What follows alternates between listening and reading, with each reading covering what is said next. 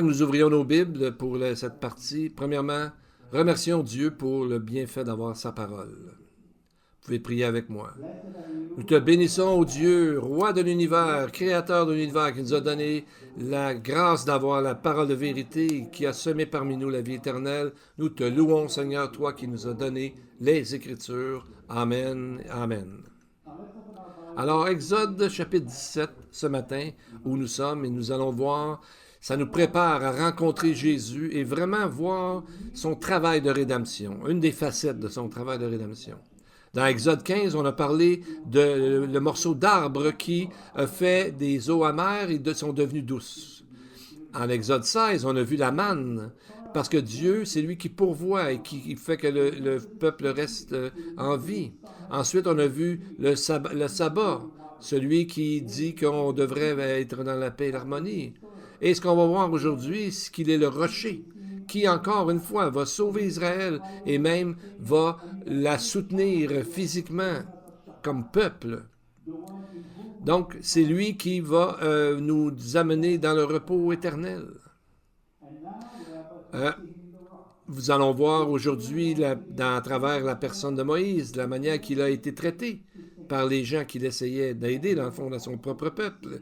Et la façon qui, toujours, dans le fond, il est en train de dire, Moïse, je ne peux pas supporter ça. Moi, je ne suis pas un médiateur que le peuple devrait avoir.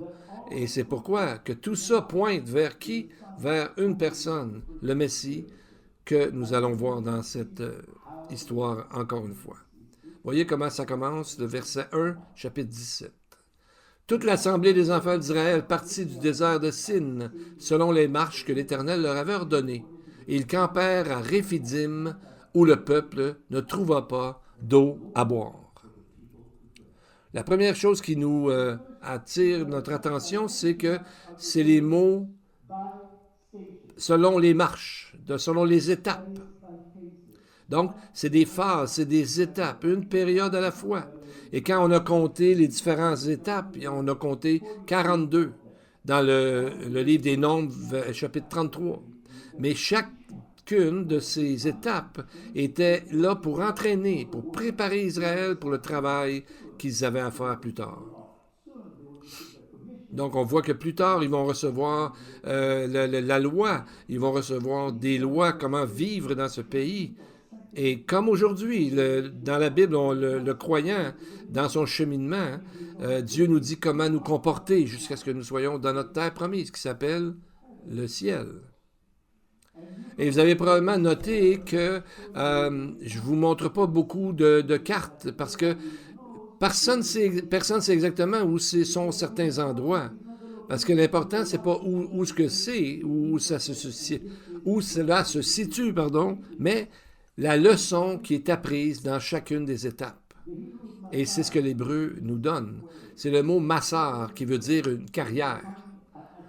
C'est comme quand on a, vous savez, une carrière de rocher, là, il y a un grand trou et c'est là qu'on trouve des roches et c'est là qu'on les retire, on les enlève. Et c'est ce que le mot veut dire ici. La même chose pour la sanctification dans la vie des croyants. Il y a des choses que Dieu doit enlever de notre vie, retirer des mauvaises habitudes, des mauvaises façons de penser. Et ce qui est intéressant, c'est qu'on trouve ce mot-là lors de la construction du premier temple, 1 Roi 6-7. Voyez comme c'est dit. Lorsqu'on bâtit la maison, on se servit de pierres toutes taillées dans la carrière. Le Targum de Jérusalem traduit ce verset comme des pierres complètement bien arrangé dans la carrière. Donc, ils n'ont pas eu à le faire plus tard, à travailler la pierre sur place. C'était déjà des pierres prêtes d'avance. Et ça, c'est lié avec la vie des croyants, où la Bible nous dit que les croyants sont le temple, le Saint-Esprit nous habite, et que Jésus est en train de nous entraîner, comme Paul dit. Et ça prend du temps. Dieu est patient. On est toujours en train d'être entraîné. Pour un voyage qui aurait dû prendre environ une dizaine de jours, ça a pris 40 ans. Parce que, pour différentes raisons, ils avaient à être entraînés, ils avaient beaucoup de choses à apprendre. Et dans notre vie, ça peut être ça des fois. Mais un mot qui apparaît, dans le fond, c'est qu'on ne peut pas exactement savoir les villes, comme on a dit, mais souvent, c'est avec le nom des villes qu'on peut trouver c'est quoi l'entraînement ou la leçon qu'il y a à cet endroit-là. Ça, c'est la dernière station avant le Sinaï. Mais pourquoi c'est mentionné alors qu'il y en a au moins 2 autres endroits qui sont arrêtés, mais c'est pas mentionné? Comme on ne sait pas exactement où est-ce que c'est, comme on a dit, le nom va nous dire des choses. Ça vient du mot hébreu rapa, qui veut dire perdre courage, se noyer ou chuter. D'autres voient ça comme venant d'un autre mot. Vous savez, il y a toujours 3 lettres en hébreu à partir desquelles on fait des mots. Le mot répida, qui veut dire se reposer, se détendre, comme quand on se détend sur notre divan. Quel est le vrai sens du mot? Ben, c'est à vous à choisir. Est-ce qu'on est en train de perdre courage, en train de chuter, ou on est en train de relaxer dans le repos du Seigneur? Ça dépend, même dans des épreuves difficiles, comment on agit, comment on voit ça. Et le mot réphidim, ça peut être notre endroit de repos au lieu de notre endroit de murmure. C'est ça, dans le fond, la leçon qu'il y a dans le texte. Lisons les versets 2 à 4. Alors le peuple chercha querelle à Moïse. Il disait, « Donnez-nous de l'eau à boire. » Moïse leur répondit, « Pourquoi me cherchez-vous querelle? Pourquoi tentez-vous l'Éternel? » Le peuple était là, pressé par la soif, et murmurait contre Moïse, en disant, « Pourquoi nous as-tu fait monter hors d'Égypte pour nous faire mourir de soif, nous, nos enfants et nos troupeaux? » Moïse cria à l'Éternel en disant, « Que ferai-je à ce peuple? Encore un peu et ils me lapideront. » Donc on voit que les choses ne vont pas très bien pour Moïse. Et Moïse est désappointé et il demande bien sûr l'aide de Dieu. Et on voit que le peuple, ceux qui chialaient, comme on dit en québécois, ont commencé par murmurer et maintenant ils sont en train de non seulement murmurer, mais ils cherchent querelle. Le péché n'arrête jamais. Ça va toujours plus loin, ça prend toujours plus d'espace si on ne le règle pas. Alors, ils ont commencé par des mots à des actions, parce que les querelles peuvent devenir physiques. Et c'est pour ça que Moïse a eu peur. Ils ont dit, mais là, ils veulent me lapider, à un moment donné. Et on voit que Moïse commence à ressembler à un prophète, parce qu'on sait que les prophètes de Dieu dans la Bible ont tous été tués. Et même le plus grand des prophètes, Jésus, a été tué parce qu'il ne voulait pas avoir ce Messie-là. Ils en avaient un autre dans l'idée. Ils avaient inventé une autre chose dans leur tradition. Et quel est le point commun avec le Messie? C'est toujours le rejet. Une des fonctions du Messie était celle de prophète dans sa proclamation de la parole et ses souffrances et sa mort. Et Moïse fait référence à lui dans une prophétie en disant « Plus tard, l'Éternel, ton Dieu, te suscitera au milieu de toi, d'entre tes frères, un prophète comme moi, vous l'écouterez. » Deutéronome 18, 15. Lui, tu devras l'écouter parce que lui, les autres, le peuple ne suivait pas toujours Moïse, mais lui, tu dois l'écouter. Il est le prophète ultime, Yeshua, Jésus-Christ, le Messie. Acte 4.12 nous dit, il n'y a sous le ciel aucun autre nom qui ait été donné parmi les hommes par lequel nous devions être sauvés. Donc, c'est dans la réponse de Dieu à Moïse que nous pouvons avoir de grands symboles du Messie, de grands liens avec le Messie. En réponse à la rébellion, une autre fois encore, Dieu montre une grande grâce toujours et parle à Moïse. Verset 5. L'Éternel dit à Moïse, « Passe devant le peuple et prends avec toi des anciens d'Israël. Prends dans ta main aussi la verge avec laquelle tu as frappé le fleuve et marche. Voici, je me tiendrai devant toi sur le rocher d'Horeb. Tu frapperas le rocher, il en sortira de l'eau, et le peuple boira. » Et Moïse fit ainsi aux yeux des anciens d'Israël. Donc, imaginez-vous comment le moment est solennel, comment cette scène doit être solennelle.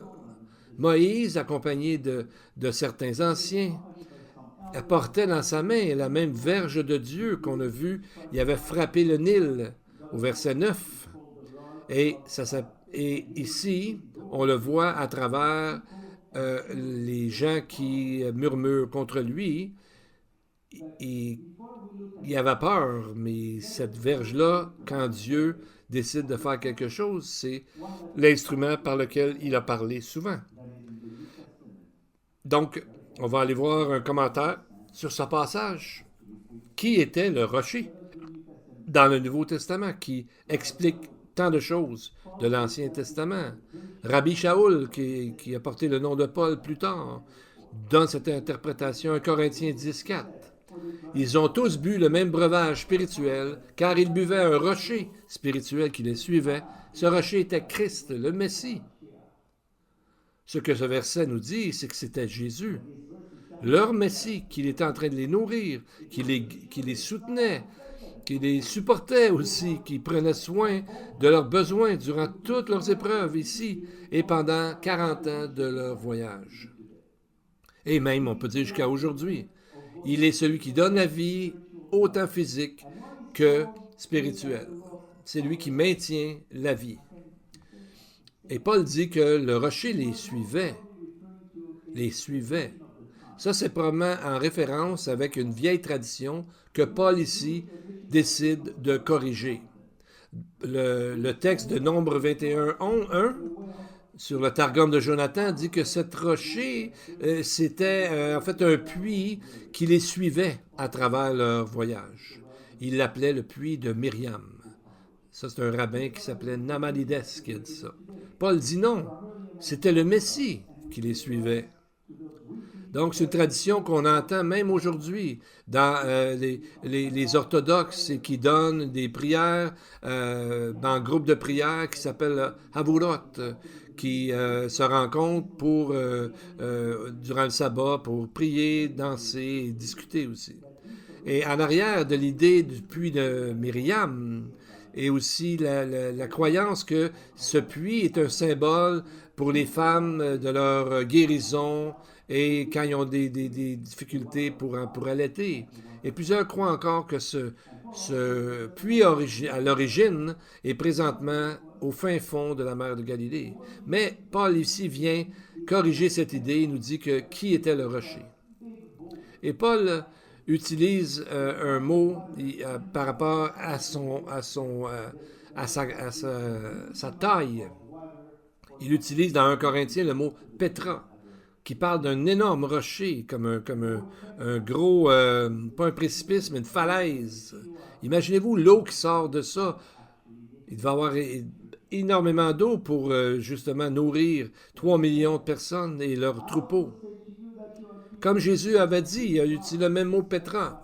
Il a dit, et moi je te dis que tu es Pierre. C'est ça, c'est une petite pierre, comme une garnotte. Et que sur cette pierre, je bâtirai mon église. Le mot pierre, le deuxième mot, c'est la falaise qui bâtirait mon église. Et que les portes du séjour des morts ne prévaudront jamais contre elle. Alors on voit que non seulement le Messie, mais l'église qui est son corps. L'eau est le symbole de la parole de Dieu et que Jésus donne vous savez, les fleuves d'eau vive qui coulent. C'est ça l'idée. Et le nom de Pierre a été changé de Chiméon, qui veut dire Dieu a entendu, à Pierre, qui veut dire petite pierre, comme on dit en québécois, une garnotte. Chaque croyant peut se retrouver là-dedans, parce que nous aussi, Dieu nous entraîne et change notre nom, façon de parler. À l'intérieur de l'Église, l'apôtre Pierre ailleurs dit que nous sommes comme des pierres vivantes. On a lu ça ce matin dans les versets. Qui est le rocher d'Israël? Le Seigneur lui-même. David, dans 2 Samuel 23, dit qu'il est le rocher d'Israël. Et Hannah, la mère de Samuel, a dit dans son cantique, « Nul rocher n'est comme notre Dieu. » Donc Dieu dit qu'il est toujours là, le rocher. Non seulement il est le rocher, il est à côté du rocher, comme on pourrait dire, mais il est le rocher lui-même. Dans le même verset, il y a quelque chose dans la façon que le Seigneur demande à Moïse de frapper le rocher qui est inhabituel et qui a attiré l'attention de plusieurs rabbins. Je vais vous dire pourquoi. La plupart des traductions ont frappé le rocher. Mais l'hébreu dit frappe dans le rocher. C'est pas pareil. Rachi, un rabbin bien connu dans le temps des temps médiévaux, a dit non pas frappe sur le rocher, ni frappe le rocher, mais plus littéralement frappe dans le rocher. Pourquoi prendre la préposition dans le rocher et non pas sur ou à côté? Comment la verge de Dieu a entré dans le rocher? Le même Rachi, qui d'habitude est assez terre à terre, dit « Ceci démontre que la verge de Dieu était faite d'une substance extrêmement dure appelée saphir, qui a en fait tranché le rocher en deux. » Bon, on ne sait pas exactement, mais on a la relation avec le Nouveau Testament et on comprend que c'était Jésus, que Jésus est le rocher même et que lui a été frappé afin que nous puissions avoir non pas de l'eau comme dans l'histoire, mais la vie éternelle. Parce qu'en hébreu, le mot frapper, c'est le mot naka. Et c'est un mot fort qui est habituellement utilisé pour quand on tue ou même un meurtre, comme on voit dans la loi dans Exode 21, 12, quand quelqu'un frappe un homme à mort, une autre personne à mort.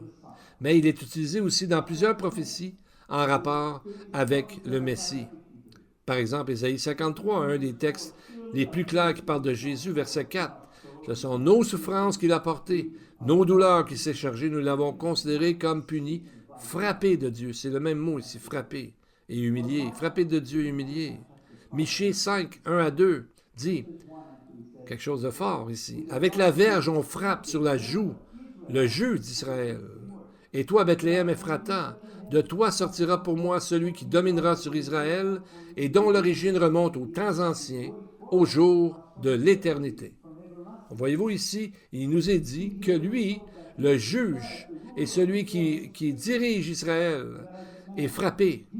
Et comme il naîtra où? À Bethléem, le texte dit. Pardon. Dans Zacharie 13, 7, il est dit la même chose. Frappe le pasteur et que les brebis se dispersent, et je tournerai ma main vers les faibles ou vers les petits. Voyez-vous, c'est le même mot, frapper. Frapper le Messie, quand il a été frappé, humilié, qui est mort sur la croix. Non seulement ses disciples se sont dispersés, mais tout Israël s'est dispersé dans les quatre coins de la terre. Ceci explique pourquoi frapper dans le rocher est confirmé par ce que Paul dit, que le rocher était le Messie. Donc on voit tous les liens avec Jésus sur la croix. Maintenant, le verset dit ici, il donne à ce lieu le nom de Massa et Mériba, parce que les enfants d'Israël avaient contesté, et parce qu'ils avaient tenté l'Éternel en disant, l'Éternel est-il au milieu de nous ou n'y est-il pas? Le nom de Réphidim ici a été changé pour Massa, qui veut dire épreuve, et Mériba, qui veut dire chicane ou querelle. On voit que l'épreuve, c'est devenu une querelle. Et c'est ce qui a amené un jugement sur Israël, comme on va voir dans notre prochaine étude. Mais avant ça, comment quelqu'un peut penser que... comment quelqu'un, après tout ce qui est arrivé de bien, peut se tourner contre Moïse et même contre Dieu? C'est dit, Moïse a dit, pourquoi me cherchez-vous querelle et tentez-vous l'Éternel? Dieu était toujours là. Il était là, quoi qu'il arrive, d'une manière puissante. Il était dans le nuage de fumée le jour et dans le pilier, la colonne de feu durant la nuit. Chaque jour, il leur donnait la manne qui descendait du ciel pour les nourrir. Et là, on se dit, comment se fait qu'ils ne voyaient pas ça? Vous savez, il arrive un moment que ça peut arriver qu'on Dieu devient tellement partie de notre vie qu'on a tendance à oublier un petit peu. Vous savez, souvent sur mon bureau, j'ai un bureau, puis j'ai des choses dessus. Puis des fois, je cherche quelque chose, puis il est sur mon bureau, il est devant moi, devant mes yeux. Mais j'ai vu tellement de fois, ça vous a sûrement arrivé, on se demande, mais il est là. C'est juste qu'on a oublié, on le voit tout le temps. Malheureusement, on peut faire des choses semblables avec Dieu. Mais pratiquement, comment on peut éviter ce phénomène et s'éloigner de Dieu? L'Esprit de Dieu a un magnifique avis, conseil pour nous. Hébreux 12, 2. Il dit, fixant les regards sur Jésus-Christ, ce qui suscite la foi et l'amène à la perfection, en échange de la joie qui lui était réservée, en échange de la joie qui était réservée, c'est ça l'important, a souffert la croix, méprisé l'ignominie, s'est assis à la droite de Dieu. Donc, il y a deux choses que l'auteur de l'Épître aux Hébreux nous dit. Premièrement, de concentrer nos regards et de voir comme la colonne de feu et la colonne de fumée et voir comment Dieu est souverain sur cette planète, non seulement dans notre propre vie, mais dans la vie des autres et dans la vie dans le monde entier. Ce qui arrive, c'est pas que Dieu n'est pas au courant. Dieu a un plan. Deuxièmement, se rappeler toujours de où est-ce qu'on s'en va, nous. Est-ce qu'on est pour rester sur la terre toujours, les croyants? Non. On doit regarder les yeux en pensant au ciel. C'est dit que Jésus, quand il souffrait sur la croix, il y avait peu de souffrances qui ont pu être aussi intenses, difficiles de ce que Jésus a vécu sur la croix. On a juste à lire, c'est terrible. Mais c'était pour lui la connaissance, l'assurance qu'un jour, il serait avec nous dans le ciel, dans la joie éternelle, dans la paix et l'harmonie. Donc, il fixait ses yeux sur quelque chose de au-delà de ce qu'il vivait présentement, et c'est là le secret de la vie pour les croyants sur cette terre. C'est là le secret. Nous avons à apprendre à travers nos propres épreuves, nos tests, nos difficultés. Tout ce qui arrive, Dieu est capable de nous donner la capacité de le faire. Il a dit qu'il ne donnerait aucune tentation qui est au-delà de nos forces. Même si on pense que c'est le cas, des fois, ce n'est pas le cas. Donc, probablement que Jésus, le Messie, avait cette joie toujours, parce que c'était la force qui l'amenait par en avant, c'est ce qu'il fallait, le faisait vivre, et ça devrait être la même chose pour nous. C'est la façon de pouvoir vivre la vraie joie, la vraie paix dans notre vie. Et au sujet de cette idée-là, Nahum dit, chapitre 1, verset 3, « L'Éternel est lent à la colère, il est grand par sa force, mais il ne laisse pas le coupable impuni. » Bien que c'est vrai, cette vérité, ça ne s'appliquera pas aux croyants aujourd'hui qui ont cru et qui sont couverts par le sang de l'agneau de Dieu. On a vu ça dans notre étude sur la Pâque, dans Exode chapitre 12. Ça s'applique à des gens qui se laissent envahir et qui vivent constamment, toujours, qui rejettent Dieu pour vivre dans le péché. Et c'est là que, comme le peuple disait, « L'Éternel est-il au milieu de nous ou n'y est-il pas? » Et dans l'hébreu, on a le mot vav. Souvent, on n'a pas d'intraduction, mais c'est une préposition qui veut dire « alors ». Suite après qu'on dit « L'Éternel est-il au milieu de nous », on devrait lire « alors Amalek est arrivé ». Donc, tout de suite après, c'est après avoir dit, comme je viens de dire, cette question, c'est « alors Amalek est arrivé ». Comme de la même façon que Jésus est notre sauveur, les Amalécites, dans notre texte, n'ont pas attaqué tout Israël, mais seulement une partie. C'est quoi? On voit ça dans Deutéronome, chapitre 25, verset 18. Et on va voir qui ont été frappés par les Amalécites parmi le peuple.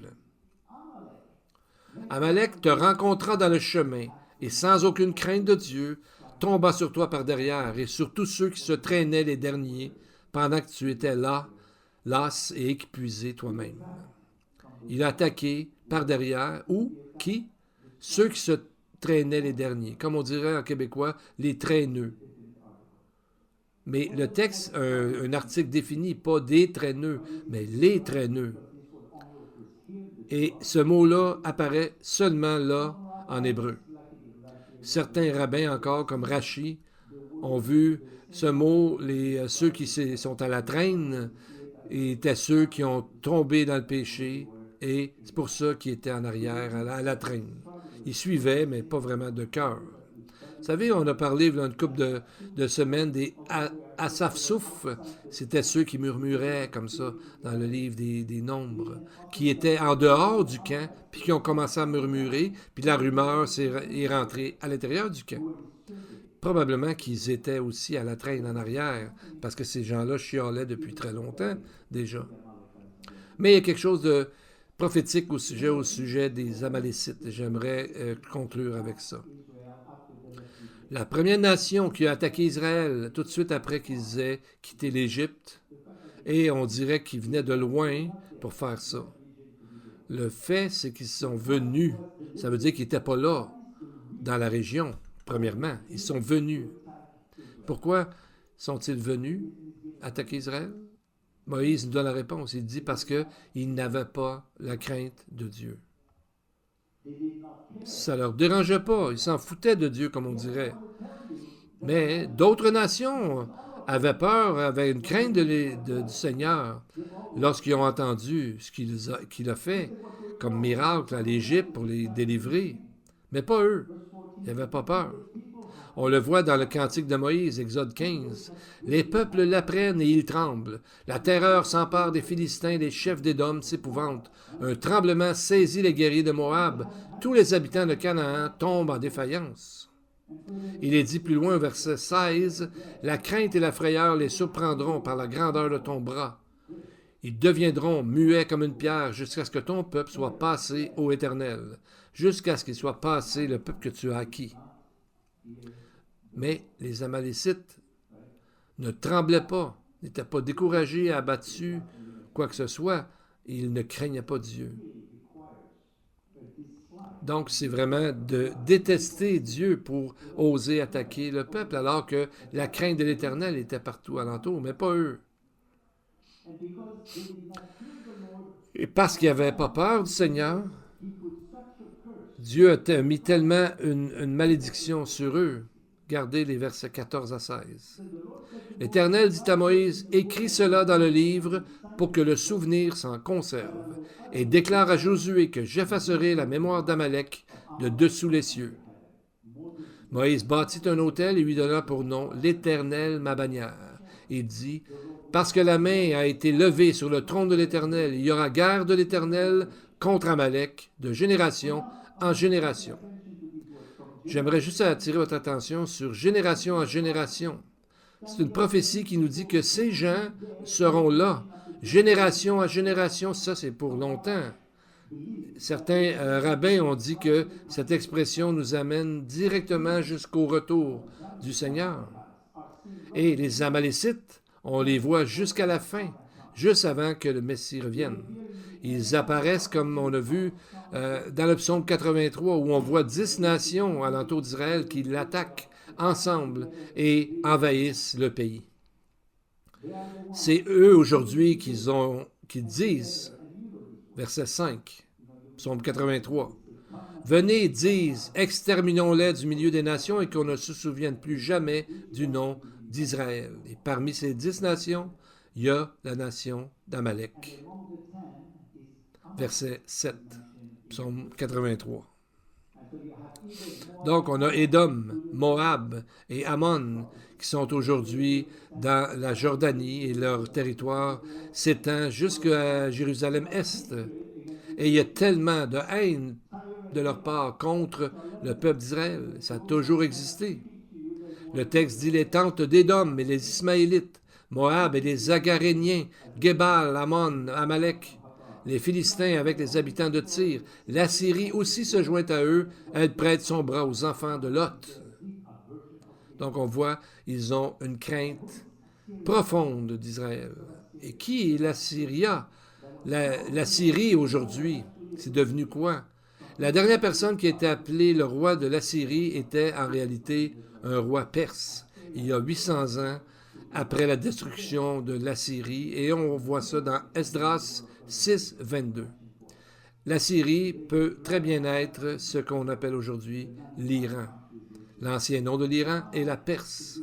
Et l'Iran aujourd'hui a une influence majeure sur 9 autres pays qu'on voit dans Psaume 83. Donc on peut voir qu'Amalek est comme le premier, le pionnier de tous ces gens-là qui se sont mis à vouloir détruire Israël, Édom et Moab et tous les autres. Et on dirait qu'aujourd'hui, que en octobre 7, le 7 octobre, qui a attaqué Israël, Hezbollah et l'Iran se sont plaints parce qu'ils étaient supposés le faire ensemble avec la Hamas. Mais on dirait que la Hamas l'a fait tout seul, peut-être pour avoir la gloire pour eux seuls. Et tout ça va arriver plus tard, mais quand Dieu va décider. Et rappelez-vous ce que Dieu a dit, écrit cela dans le livre pour que le souvenir s'en conserve, comme si le livre à lequel on fait référence ici est la Bible, qui est remplie des prophéties de la fin des temps.